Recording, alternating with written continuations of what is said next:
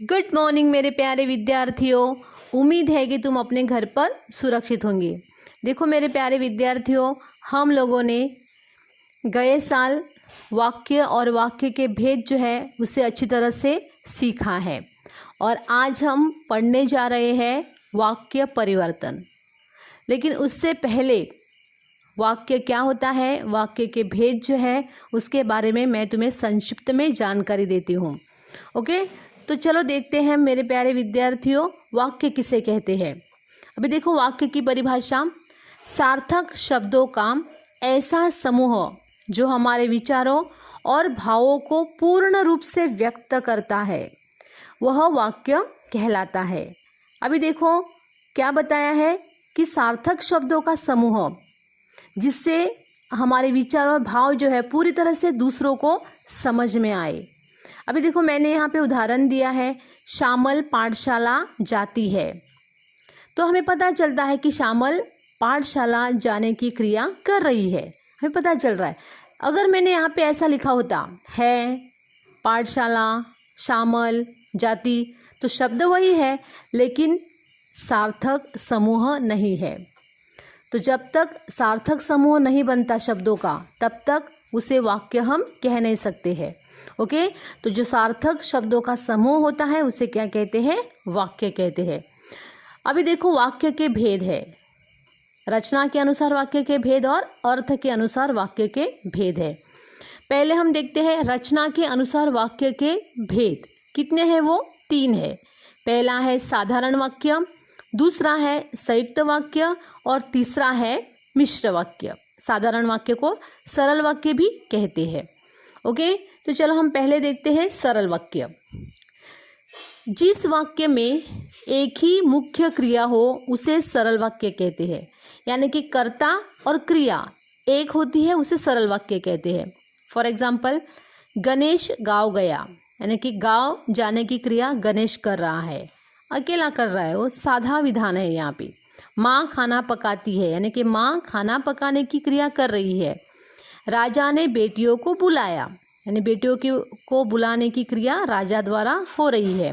तो कर्ता और कर्म जहाँ पर एक होता है, एक ही कर्ता और एक ही कर्म होता है, उसे सरल वाक्य कहते हैं। दूसरा देखो संयुक्त वाक्य। जिन वाक्यों में 2 या 2 से अधिक सरल वाक्य समुच्चय बोधक अव्यय से जुड़े हो उन्हें संयुक्त वाक्य कहते हैं। अभी मैंने तुम्हें सिखाया है संयुक्त वाक्य, समुच्चय बोधक अव्यय, लेकिन, किंतु, परंतु, ताकि, अथवा, याम, की, ओके, बल्कि, ये सब समुच्चय बोधक अव्यय है। हाँ, तो उस अव्यय से जो जोड़कर वाक्य तैयार होते हैं, 2 या 2 से अधिक सरल वाक्य होते हैं, तो उसे क्या कहते हैं, संयुक्त वाक्य कहते हैं। उदाहरणार्थ देखो, वह सुबह गया और शाम को लौट आया। अभी वह सुबह गया एक वाक्य हो गया, शाम को लौट आया ये दूसरा वाक्य हो गया, और दोनों वाक्यों को और ने जोड़ा है और वो एक ही वाक्य बन गया है, तो इसे कहते हैं संयुक्त वाक्य। प्रिय बोलो पर असत्य नहीं। अभी देखो प्रिय बोलो ये एक वाक्य हो गया है, असत्य नहीं ये दूसरा हो गया, लेकिन उसे किसने जोड़ा है, पर इस समुच्चयबोधक अव्यय ने। राम घर गया लेकिन घर पर कोई नहीं था। तो राम घर गया एक वाक्य हो गया है, हाँ सरल वाक्य। घर पर कोई नहीं था ये दूसरा सरल वाक्य हो गया है। तो लेकिन इस समुच्चय बोधक ने उसे जोड़ा है और उसका एक ही वाक्य हो गया है। तो देखो वाक्य में ऐसे 2 सरल वाक्य होते हैं, उसे क्या कहते हैं, संयुक्त वाक्य। दोनों वाक्य को अलग करने के बाद दोनों वाक्य अलग हो जाते हैं। ओके, चलो हम अपना तीसरा प्रकार देखेंगे, मिश्र वाक्य। जिस वाक्य में एक प्रधान यानी कि महत्वपूर्ण वाक्य होता है और एक शेष आश्रित उपवाक्य हो, आश्रित का मतलब डिपेंडेंस होता है वो, उसे मिश्र वाक्य कहते हैं। अभी देखो एक वाक्य प्रधान रहता है और दूसरा उपवाक्य रहता है, लेकिन वाक्य में पहला वाक्य आने के बाद उसके बाद दूसरे वाक्य का आना जरूरी है। अगर वाक्य में दूसरा वाक्य नहीं आता है तो पहला वाक्य जो है वो अधूरा रह जाता है। कैसे, देखो मैं बता रही हूँ। जैसे ही उसने दवा पी वो सो गया। अगर मैंने ऐसा कहा कि जैसे ही उसने दवा पी, तो तुम मेरे मुख पर देखोगे, हाँ तो टीचर क्या हो गया, ऐसा पूछोगे ना, पूछोगे ना, हाँ, तो क्या हो गया है, वो सो गया। यानी कि जैसे दवा पी ना वैसे वो सो गया। ओके, तो एक वाक्य दूसरे वाक्य पर यहाँ पे डिपेंड है, नहीं तो पहला वाक्य जो है वो अधूरा रह जाता है। यदि तुम पढ़ाई करोगे तो क्या हो जाएगा, तो उत्तीर्ण होगे। अगर तुमने पढ़ाई नहीं की तो अनुत्तीर्ण हो जाओगे। ओके, तो यदि तुम पढ़ाई करोगे तो ये वाक्य इनकम्प्लीट रहता है, उसे पूरा करने के लिए आगे का वाक्य की ज़रूरत होती है। जब मैंने उसे देखा तब वो हंसने लगा। जब मैंने उसे देखा यहाँ तक मैं रुक गई, तो क्या होता है, आगे का कुछ समझ में नहीं आता कि तो क्या हुआ, ऐसा हम सवाल करते हैं। तो देखो यहाँ पे जो है ना कि पहला दो, यहाँ पर भी दो वाक्य है, लेकिन पहला वाक्य जो है वो और दूसरा वाक्य दोनों का आना ज़रूरी है। और यहाँ पे मिश्र वाक्य की पहचानने की बहुत अच्छा एक चिन्ह है, वो है कॉमा। ज़्यादा से ज़्यादा कॉमा होता है, लेकिन समुच्चय बोधक अव्यय जो है उसमें से की जो है वो मिश्र वाक्य है। फॉर एग्जाम्पल, मैंने उसे कहा कि तुम कहाँ जा रहे हो, तो मैंने उसे कहा, हम बोलेंगे ना कि मैंने उसे कहा, क्या कहा तुमने उसे, तो आगे का सवाल आता है ना। तो ये वाक्य जो है वो मिश्र वाक्य है। ओके, तो जैसे जब मैं घर से निकली तब मुझे वो रास्ते में मिला, जैसे ही मैंने छाता खोला बरसात रुक गई। ओके, तो एक वाक्य जो है वो दूसरे वाक्य पर आधारित है, दोनों वाक्य जो है वो दोनों वाक्यों का आना ज़रूरी है। जब तक वाक्य में दूसरा वाक्य नहीं आता है तब तक पहला वाक्य अधूरा रह जाता है, उसे कहते हैं मिश्र वाक्य। ओके, ये हो गए हैं रचना के अनुसार वाक्य के भेद। आगे देखो, हम अर्थ के आधार पर वाक्य के भेद देखेंगे। अभी ये अर्थ के अनुसार जो वाक्य के भेद है ना वो 8 प्रकार के हैं, लेकिन हमें एग्जाम में सिर्फ 6 प्रकार के हैं। ओके, तो इसलिए जो दो है संकेतार्थक और इच्छार्थक वाक्य जो है उसे मैंने लिया ही नहीं है, यहाँ पे दिया है लेकिन मैंने उसे तुम्हें लिया नहीं क्योंकि वो है ही नहीं, तो फिर उसे पढ़ने से क्या लाभ है। ओके, तो चलो वाक्य के अनुसार हम पहला प्रकार पढ़ेंगे, विधानार्थक वाक्य, जिसमें विधान क्या होता है। जिस वाक्य में क्रिया के करने अथवा होने का बोध होता है उसे विधानार्थक वाक्य कहते हैं, यानी कि सिंपल सेंटेंस। राजा का सम्मान सब करते हैं, राम ने खाना खाया, माँ बाजार गई, पृथ्वी गोल है, पेड़ बहुत ऊंचे है, आकाश नीला है, ये सब समानार्थी शब्द, ये सब विधानार्थी शब्द है, वाक्य है। अभी देखो, विधानार्थक वाक्य और सरल वाक्य लगभग सेम ही रहते हैं, लगभग नहीं सेम ही रहते हैं। अगर रचना के अनुसार आया तो क्या करना है, सरल वाक्य हो जाएगा, और अर्थ के अनुसार आया तो क्या है, विधानार्थक वाक्य है ना। फिलहाल तुम्हें एग्जाम में जो है ना वो रचना के अनुसार वाक्य को पहचानना है। ओके, और अर्थ के अनुसार वाक्य में परिवर्तन करना है, इसलिए अभी तुम्हें क्या करना है, इस वाक्य पर ज़्यादा गौर करना है। आगे देखो, दूसरा निषेधार्थक वाक्य, जिस वाक्य में क्रिया के न होने का अथवा न करने का भाव प्रकट होता है उसे निषेधार्थक वाक्य कहते हैं। सिंपल है कि जिस वाक्य में नकार होता है, न होता है, मत होता है, वो क्या है, निषेधार्थक वाक्य। निषेध का मतलब ही नहीं है। ओके, राम नहीं पढ़ता, शराब पीना मना है, अमिता को मत बुलाओ। यहाँ पे नहीं, मना, मत, ये सब नकार दर्शाने वाले शब्द है, तो ये वाक्य में निषेध दिखाता है, इसलिए वो क्या है, निषेधार्थक वाक्य है। ना प्रश्नार्थक वाक्य, ये तो तुमने बचपन से सीखा है, बहुत सारे प्रश्न सवाल मम्मी पापा से करते हो। तो जिस वाक्य में प्रश्न किया जाता है उसे क्या कहते हैं, प्रश्नार्थक वाक्य। कौन, कब, कैसा, कहाँ, कितने, हाँ, ये सब प्रश्नवाचक शब्द है। अंदर कौन है, माला कब आई, हरीश को आखिर क्या हो गया। यहाँ पर प्रश्नवाचक चिन्ह जो है वहाँ पे क्वेश्चन मार्क का आना ज़रूरी है। ओके, नाउ नेक्स्ट आज्ञार्थक वाक्य। अभी आज्ञार्थक वाक्य जो है, जिस वाक्य में आज्ञा, आदेश, अनुमति आदि का बोध होता है उसे कहते हैं आज्ञार्थक वाक्य, जिसमें आज्ञा दी जाती है। अभी देखो, शाम बैठकर पढ़ो, तुम आज ही चले जाओ, ईश्वर से प्रार्थना करो। यानी कि दूसरा हमें बता रहा है, आदेश दे रहा है कि बाबा ये काम करो, आओ, जाओ, खाओ, पियो, देखो, बोलो, ओ लास्ट में ओ आ जाता है, पढ़ो, सो, ये सब क्या है, आज्ञार्थक वाक्य है। ओके, नाउ नेक्स्ट देखो, विस्मयार्थक वाक्य। विस्मयादिबोधक वाक्य जो है ना, जिस वाक्य में विस्मय, हर्ष, शोक, घृणा आदि भाव प्रकट हो उसे विस्मयादिबोधक या विस्मयार्थक वाक्य कहते हैं। ओके, अभी विस्मय का मतलब क्या है? आश्चर्यचकित। वाह क्या सुंदर नज़ारा है, ये क्या है? ये विस्मय भाव प्रकट करता है। शाबाश, ऐसे ही उन्नति करो, ये हर्ष प्रकट करता है। बाप रे कितनी बड़ी इमारत है, ये जो है ना, अभी ये शोक वगैरह नहीं, ये भी विस्मय ही है। हाँ, बाप रे कितनी बड़ी इमारत है ये, मैंने इसके पहले इतनी बड़ी इमारत देखी ही नहीं थी, तो ये आश्चर्य की बात है। अभी शोक जो है वो शोक, अरे अरे बहुत बुरा हुआ उसके साथ, हाँ ये हो सकते। घृणा, छी छी कैसे गंदी बातें करते हो, तो ये घृणा हो गई। ओके, तो ये सब जो है वाक्य विस्मयार्थक वाक्य में आते हैं। अभी वक्त देखो, विस्मयार्थक वाक्य में विस्मयादिबोधक अव्यय आते हैं। वाह, शाबाश, बापरे, ओह, अरे रे, अरे, हाँ इन शब्दों का प्रयोग विस्मयार्थक वाक्य में किया जाता है। छी छी, शाबाश, हाँ ये भी है।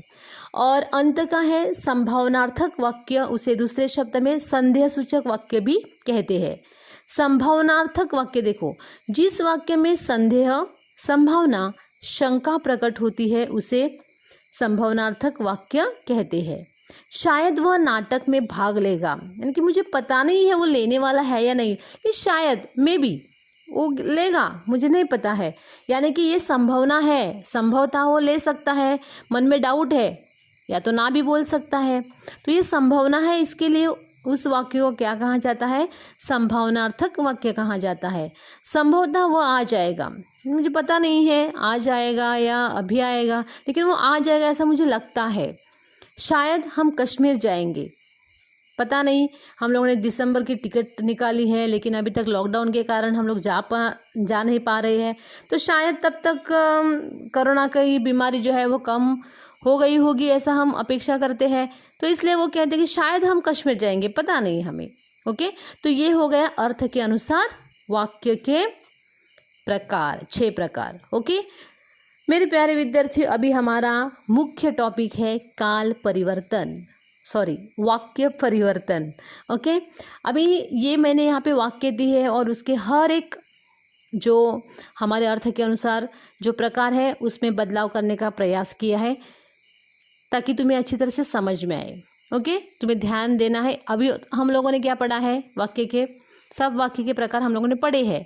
तो वाक्य परिवर्तन यानी कि आज्ञार्थक वाक्य रहेगा तो उसका प्रश्नार्थक वाक्य बनाना है, प्रश्नार्थक रहेगा तो उसका विस्मयार्थक वाक्य बनाना है, विस्मयार्थक है तो विधानार्थक वाक्य में उसमें परिवर्तन करना है।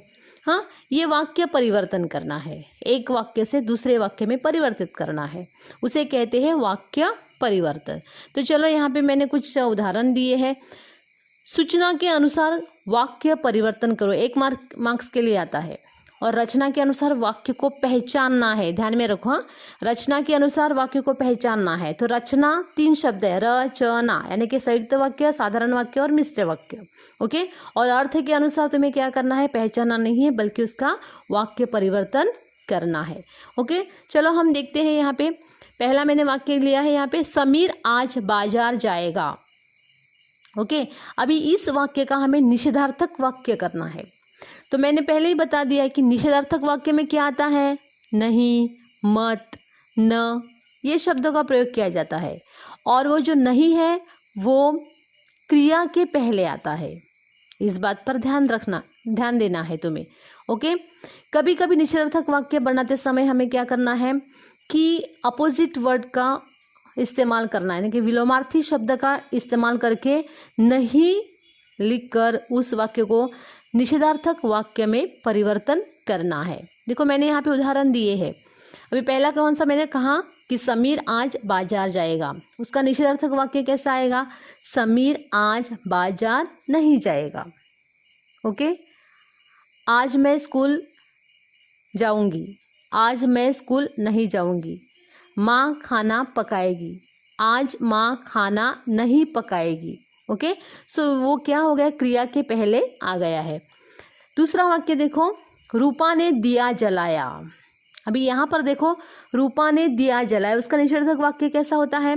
रूपा ने दिया नहीं बुझाया। अभी नहीं बुझाया इसका मतलब क्या है, जलाया। तो यहाँ पे देखो जलाया और बुझाया ये अपोजिट वर्ड है, विलोमार्थी शब्द है और उसमें नहीं आया है। तो कुछ शब्द ऐसे भी निषेधार्थक वाक्य बनते हैं। तीसरा देखो, भारत मैच जीत गया। अभी उसका निषेधार्थक वाक्य कैसे आएगा, भारत मैच नहीं हारा, यानी कि भारत मैच नहीं हारा इसका मतलब क्या है, भारत मैच जीत गया। ओके, तो ये जो वाक्य है उस वाक्य का निषेधार्थक वाक्य बनाते समय नहीं का प्रयोग करना है। और साथ में कभी कभी ऐसा होता है, हर वक्त नहीं लेकिन कभी कभी ऐसा होता है कि अपोजिट वर्ड जो है, विलोमार्थी शब्द जो है उसका प्रयोग करके हमें नहीं का इस्तेमाल करना होता है। और नहीं ये शब्द क्रिया के पहले आता है। ओके, चलो हम आगे बढ़ेंगे। चौथा देखो वाक्य, हमेशा सच बोलो। अभी हमेशा सच बोलो ये वाक्य कौन सा है, कौन सा वाक्य है, आज्ञार्थक वाक्य है। अभी विधानार्थक करना है उसका, तो विधानार्थी वाक्य कैसे बनेगा, देखो हमेशा सच बोलना चाहिए। ओके, दूसरा देखो, तुम घर जाओ, तुम्हें घर जाना चाहिए। अभी तुम घर जाओ ये भी कौन सा है, ऑर्डर दी है, यानी कि आज्ञार्थक वाक्य है। तो उसका विधानार्थक वाक्य कैसे बनेगा, तुम्हें घर जाना चाहिए, यानी कि तुम का तुम्हें हो गया यहाँ पे। तीसरा देखो, निशा जल्दी यहाँ आओ, उसका कैसे बन गया, देखो वाक्य, निशा तुम्हें यहाँ जल्दी आना चाहिए। ओके, ये वाक्य सिंपल सेंटेंस जो है विधानार्थक वाक्य में उसके परिवर्तन होता है। आगे देखो, हमें ईश्वर से प्रार्थना करनी चाहिए। अभी ये वाक्य विधानार्थी है, अभी इस वाक्य को हमें आज्ञार्थक वाक्य में परिवर्तन करना है। कैसे आएगा, ईश्वर से प्रार्थना करो। अभी इसमें देखो हमें ये शब्द का प्रयोग हम नहीं कर सकते, क्योंकि ऐसा नहीं हो सकता है हमें ईश्वर से प्रार्थना करो, ऐसा नहीं हो सकता है ना।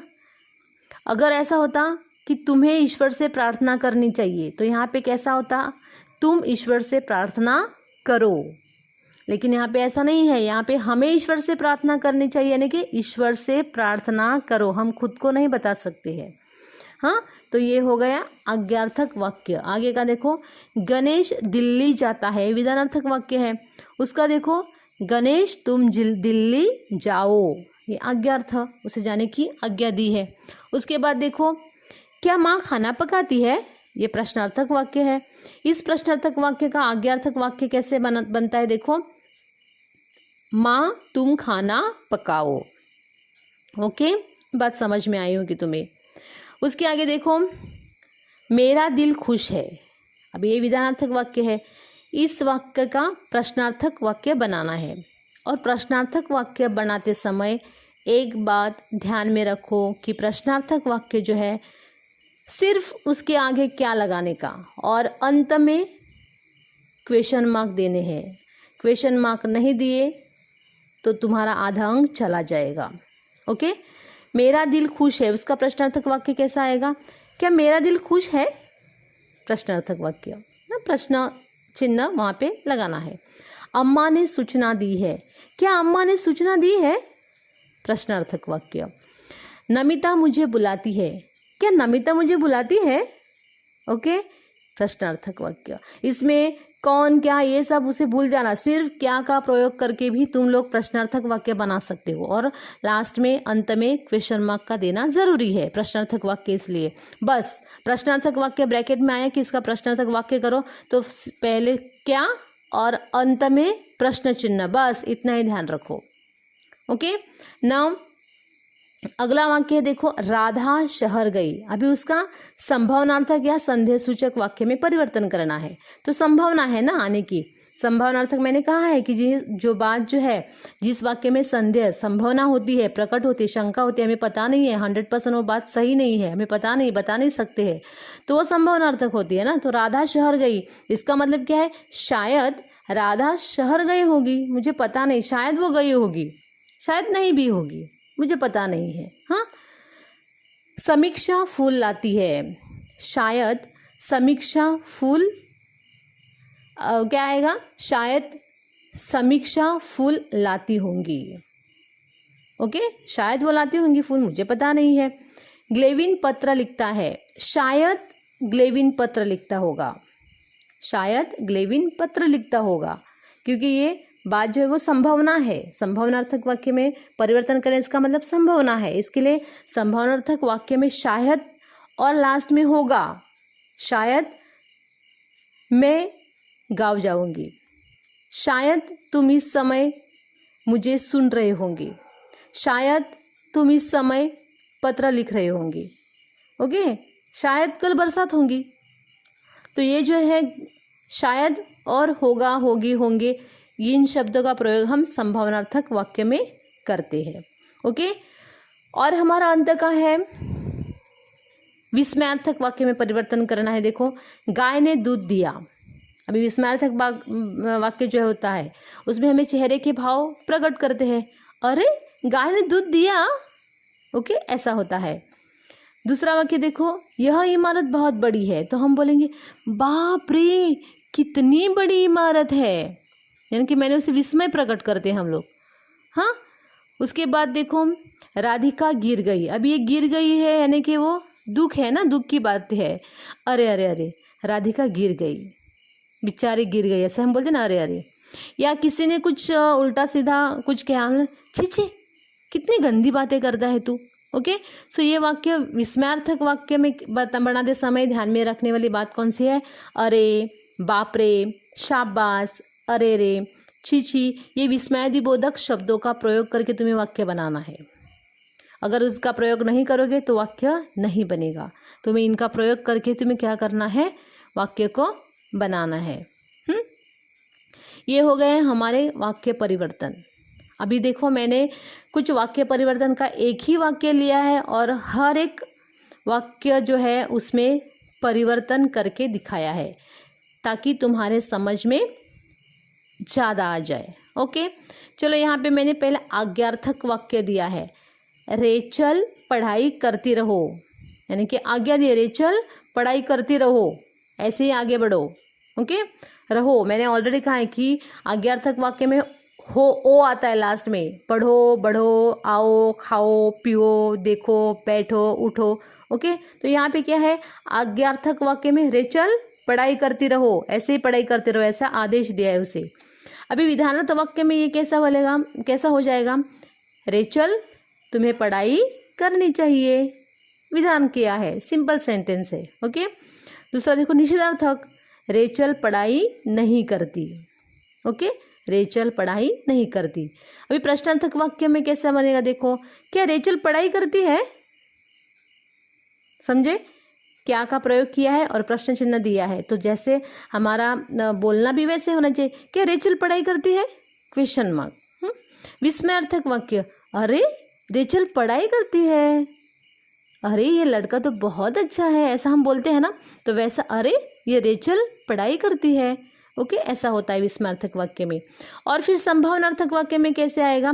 शायद रेचल पढ़ाई करती होगी, हमें पता नहीं है, शायद रेचल जो है वो पढ़ाई करती होगी। ओके, और उसके बाद मैंने आगे भी दिया है, एक वाक्य दिया है। कौन सा दिया? दूसरा उदाहरण देखो, वो प्रश्नार्थक वाक्य है पहला। तो प्रश्नार्थक वाक्य में देखो कौन सा दिया है? क्या लता मधुर गाती है? ये वाक्य है। ये वाक्य किस में है? प्रश्नार्थक है, क्योंकि पहला क्या लगा है? क्या लगा है और अंत में प्रश्न चिन्ह है, तो ये प्रश्नार्थक वाक्य है। चलो उसका विधानार्थक वाक्य कैसे बनेगा? लता मधुर गाती है। ओके, विधान हो गया। निषेधार्थक वाक्य में देखो, लता कर्कश नहीं गाती है। अब यहाँ पर देखो, मधुर और कर्कश दोनों विलोमार्थी शब्द है। लता कर्कश नहीं गाती है, इसका मतलब वो कैसा गाती है? मधुर गाती है। ओके, तो मैंने पहले ही बता दिया है, किसी किसी वाक्य में सिर्फ नहीं लगाकर नकारात्मक बन जाता है, तो किसी किसी वाक्य में नहीं के साथ उसका विलोमार्थी शब्द आता है और फिर वो वाक्य नकारात्मक बन जाता है। यहाँ पर वैसा ही हो गया है कि लता कर्कश नहीं गाती है। ओके, नहीं ये शब्द हमेशा क्रिया के पहले आता है, इस बात पर ध्यान रखो। आज्ञार्थक वाक्य, अभी आज्ञा दी है तो क्या आएगा? लता मधुर गाओ, लता को आज्ञा दी है कि लता तुम मधुर गाओ। विस्मयार्थक वाक्य, वाह लता कितना मधुर गाती है, ये विस्मयार्थक वाक्य हो गया। या कितना मधुर गाती है लता, ऐसा भी चलेगा। तो वाह आया, बहुत ही अच्छा ना, बहुत खूब। वाह क्या ताजमहल है, वाह क्या सुरीली आवाज़ है। ऐसा हम बता सकते हैं, अन्य है उदाहरण। ओके, तो वाह लता कितना मधुर गाती है, ये हो गया विस्मयार्थक वाक्य। और अंत का है संभावनार्थक वाक्य। अभी मैंने कहा है कि क्या होगा, शायद लगेगा। संभावनार्थक वाक्यों में पहले शायद लगता है और लास्ट में जो रहे होगा, होगी या होंगे रहेंगे, स्त्रीलिंग, पुल्लिंग और अनेक वचन के अनुसार होगा। तो अभी लता जो है वो स्त्रीलिंग है, तो कैसा आएगा, शायद लता मधुर गाती होंगी या गाएगी। शायद लता मधुर गाएगी या शायद लता मधुर गाती होंगी। ओके, ऐसा भी आ सकता है। तो मैंने तुम्हें काल परिवर्तन सिखाया है, उम्मीद करती हूँ कि तुम्हें अच्छी तरह से समझ में आया होगा। देखो, प्रश्नार्थक वाक्य बनाते समय तुम्हें ध्यान में रखने वाली बात है कि सबसे पहले जो वाक्य होता है उसे क्या और अंत में प्रश्न चिन्ह लगाना ज़रूरी है। विधानार्थक वाक्य करते समय होना चाहिए हम करते हैं, आते हैं, ऐसा विधान किया जाता है। संभावनार्थक वाक्य में शुरू में शायद और अंत में होगा, होगी या होंगे, ऐसे आएगा। उसके बाद आज्ञार्थक वाक्य जब तुम बनाओगे तब तुम्हें क्या करना है, अंत में जो क्रिया रहेगी, जाओ, खाओ, ओ आता है, खाओ, पियो, उठो, बैठो, नाचो, ये सब आएगा। ये आज्ञार्थक वाक्य हो गया। निषेधार्थक वाक्य बनाते समय तुम्हें नहीं का प्रयोग करना है और नहीं का प्रयोग करते समय तुम्हें क्रिया के पहले नहीं आती है, उसमें ध्यान रखना चाहिए। और किसी किसी वाक्य में नहीं का प्रयोग के साथ भी विलोमार्थी शब्द का प्रयोग किया जाता है। ओके, और विस्मयार्थक वाक्य बनाते समय तुम्हें क्या करना है, वाह, अरे, अरे रे, शाबाश, हाँ, इन विस्मयादिबोधक अवयव का प्रयोग करके वाक्य को बनाना है। मेरे प्यारे विद्यार्थियों, पूरी तरह से आशा है कि तुम्हें ये जो मैंने काल वाक्य परिवर्तन सिखाया है वो तुम्हें अच्छी तरह से समझ में आया होगा। अभी तुम्हें क्या करना है, इसे अपने नोटबुक में यानी कि ग्रामर के बुक में, व्याकरण के बुक में अच्छी तरह से लिखना है।